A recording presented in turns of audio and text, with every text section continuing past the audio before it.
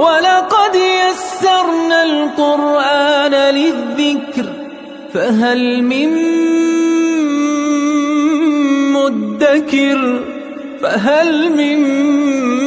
مُّدَّكِرٍ اعوذ باللہ من الشیطان الرجیم بسم اللہ الرحمن الرحیم الحمد للہ رب العالمین وصلی اللہ علی سیدنا و نبینا ابی القاسم المصطفى محمد وعلى آلہ الطیبین الطاہرین المعصومین اما بعد اعوذ باللہ من الشیطان الرجیم بسم اللہ الرحمن الرحیم حافظوا على الصلوات والصلاة الوسطى وقوموا لله قانتين صدق اللہ العلی العظیم۔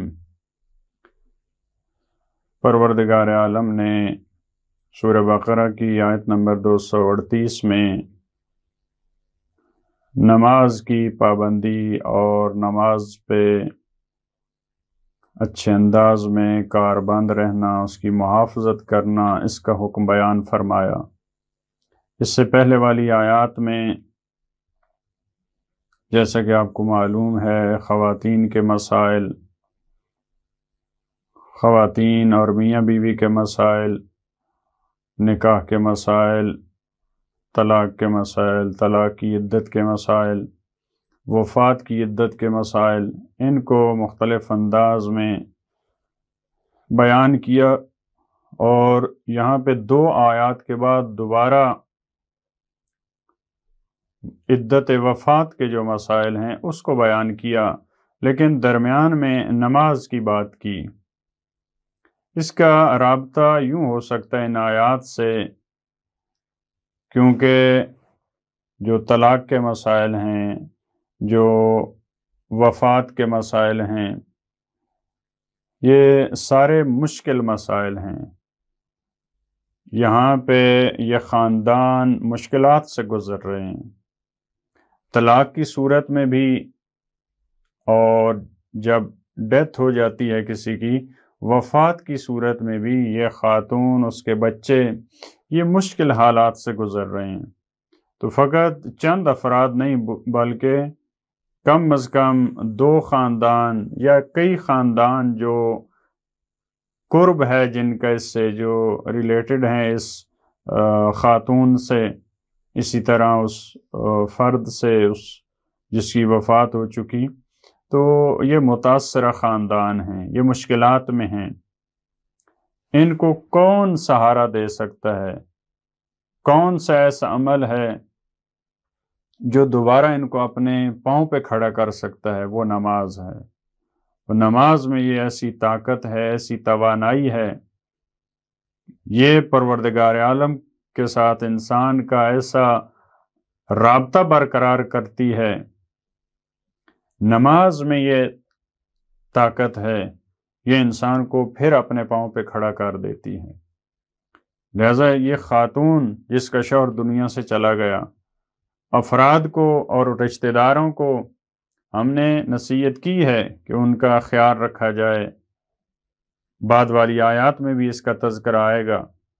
ان کے درمیان میں نماز کے مسئلے کو پروردگار عالم نے فرمایا حافظوا علی الصلوات، فرمایا اپنی نمازوں کی محافظت کرو، ان کا خیال رکھو، اس کی حفاظت کرنا۔ کیسے حفاظت ہوتی ہے؟ یعنی لاپرواہی نہ کرنا، وقت پہ نمازوں کو انجام دینا، ان کو توجہ سے پڑھنا، خضوع اور خشوع سے پڑھنا۔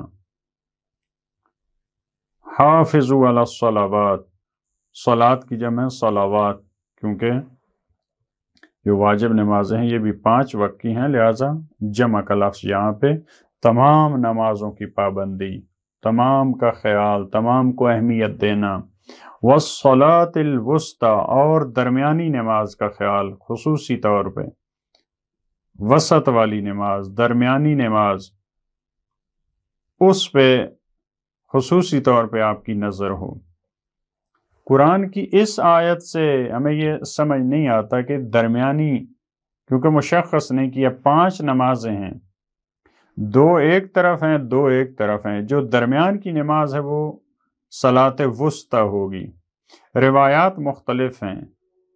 روایات میں جو بعض روایات ہیں ان پہ نماز ظہر پہ فوکس ہے کہ نماز ظہر یہ درمیانی نماز ہے. بعض روایات میں نماز عصر کا تذکرہ ہے. مختلف نمازیں جو کبھی فجر سے شروع کی گئیں، کبھی کہیں اور، تو اس کی مختلف یہاں پہ اس کے مصادیق میں اختلاف ہے.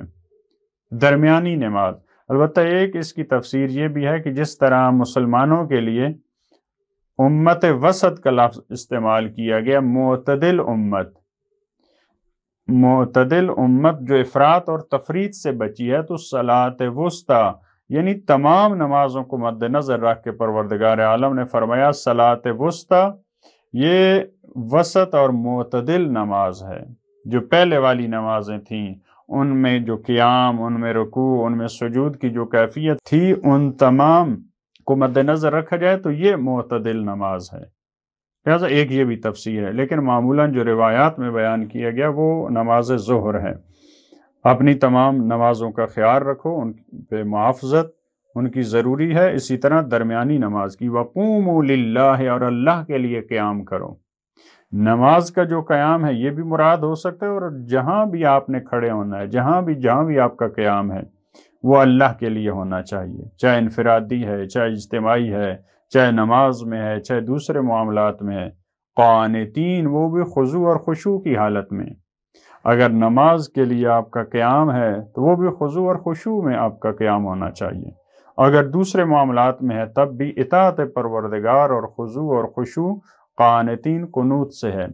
البتہ بعض مفسرین نے قوموا للہ قانتین نماز میں جو قنوت پڑھا جاتا ہے وہ بھی مراد لی ہے، کیونکہ وہ بھی ایک قسم کا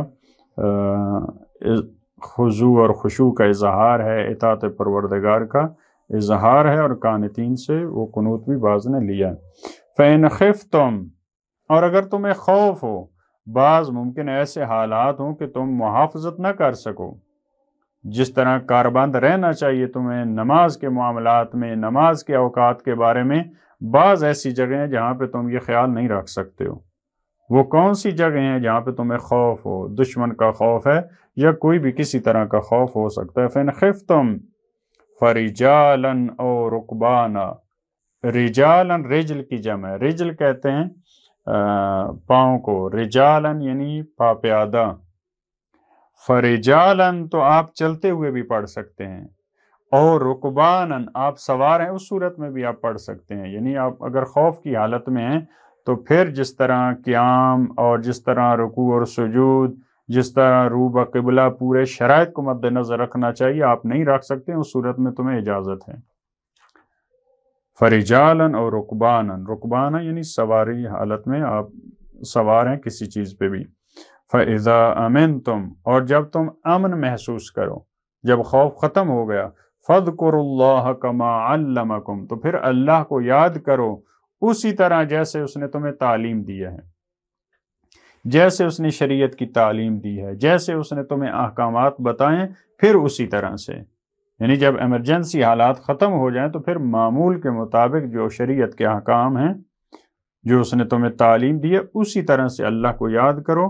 کما علمکم ما لم تکونوا تعلمون، اس نے تمہیں ایسی تعلیم دی ہے کہ اگر وہ تعلیم نہ دیتا تو تم ان چیزوں کو کبھی نہ جان سکتے. یہ تعبیر جب قرآن کریم میں آتی ہے ما لم تکونوا تعلمون، یعنی سال ہا سال اور صدیاں گزر جاتی تب بھی آپ ان معارف تک، اور پروردگار عالم نے جو تمہاری مصلحت کی چیزیں، جو شریعت کے احکامات تمہیں بتائے ہیں، جن میں تمہارا فائدہ ہے، ان تک تم کبھی بھی پہنچ نہ سکتے. یہ اس نے تمہیں تعلیم دی ہے، اس نے تمہیں سکھایا ہے. اگر انسان ہزاروں سال بھی سوچتا تو اس کو کیسے پتہ چل سکتا تھا کہ فجر کے اس ٹائم میں اگر میں اٹھوں اور 2 رکعت نماز اس وقت میں پڑھوں تو یہ میرے لیے مفید ہے. پھر فقط 2 رکعت پڑھنا جو ہے وہی، پھر ظہر کے اس حصے میں، عصر کے اس حصے میں، پھر مغرب میں اتنی، پھر عشاء میں، ان مخصوص اوقات میں مخصوص احکامات، فقط نماز کے نہیں، باقی سارے مسائل. یہ ہزاروں سال انسان اگر غور و فکر کرتا تب بھی وحی الہی کے علاوہ اور پروردگار کی تعلیم کے علاوہ انسان کبھی ان مسائل تک نہ پہنچ سکتا۔ پروردگار سے توفیق مانگتے ہیں کہ ان احکامات کی قدردانی کرنے کی اور ان پہ عمل کرنے کی ہمیں توفیق عطا فرمائے۔ اللہم صلی علی محمد و آل محمد۔